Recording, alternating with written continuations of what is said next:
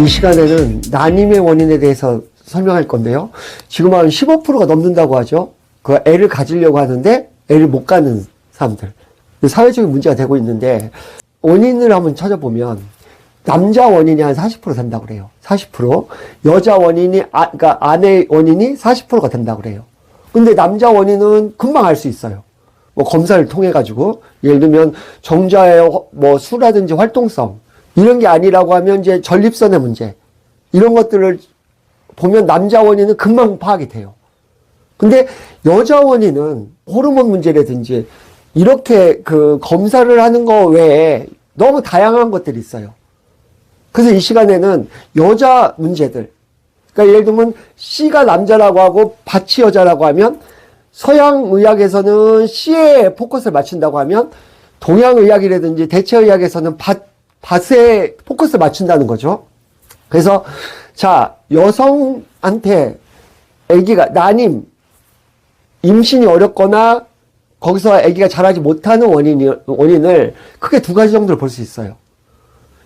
비율적으로 든다고 하면 언 땅에 씨를 뿌리는 경우, 땅이 얼었는데 씨를 뿌리는 경우, 두 번째는 씨를 뿌렸는데 동물이나 새가 그 씨앗을 먹어치우는 경우, 이 두 가지를 볼 수가 있어요. 비유적으로. 자, 그러면 이거 첫 번째, 언 땅이라고 하면 음중체질을 얘기해요. 그러니까 타고난 음중체질이 있고 혈액순환 장애를 일으키는, 예를 들면 손발이 차갑다든지 어떤 이유에서든 몸이 차가운 케이스, 이걸 음중체질이라고도 하고 암체질이라고 하죠. 그다음 두 번째는 루마티스 계열, 예를 들면 자가면역 계열인 거예요. 그래서 이 체질적인 게 굉장히 중요해요. 이 두 가지가. 그러니까 예를 들면 여성의 불임, 난임을 케어하는 가장 좋은 방법은 그 사람의 그 체질적인 문제라든지 환경적인 문제, 이걸 체크해 보는 게 가장 중요한 거죠. 물론 그 방법들은 이렇게 전문가 과정에서 아주 전문적으로 다루지만 일반적으로도 이해를 해야 된다는 거예요. 무조건 갔다가 호르몬 치료를 하고 막 그 정자를 넣어주고 막 이런 형태로 가는 건 예를 들면 아까 했던 그런 체질적인 문제라든지 이런 것들을 간과하고 있다는 거예요. 그래서 실패 확률도 높고 안 되는 거예요. 무슨 얘기냐? 땅이 얼었는데 계속 씨앗을 갖다 놓는다고 생각해 보세요. 그게 가능하겠어요? 그러니까 의외로 시험관 아기라든지 이런 것들이 의외로 성공 확률이 낮은 이유가 그거예요. 여자의 몸 상태가, 아내의 그 여성분의 몸 상태가 아기를 임신할 수 없는 상태. 사실은 필수 영양소 부족 하나로도 불임이 되는 케이스가 있어요. 제가 한번 이제 관리했던 사람은 소변을 자주 봐요. 여자분이 소변을 자주 봐요.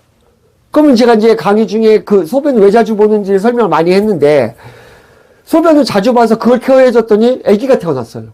3년, 4년 아기를 못 갔던 여자분이 소변을 그냥 30분에 한 번씩 계속 봐. 그래서 그건 이런 이유가 있습니다. 채워줬더니 아기를 가졌어요. 자, 이거 영양소 결핍 때문에 오는 다양하다는 거예요, 원인은. 그 원인을 정확히 알아내서 그 원인을 제거해 주는 게 중요하지.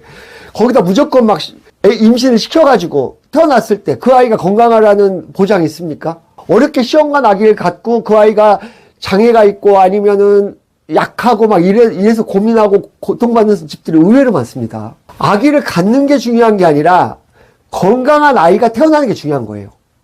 그럼 건강한 아이는 물론 남성 쪽에서 유전적인 문제를 가질 수 있죠. 그건 알 수 있잖아요.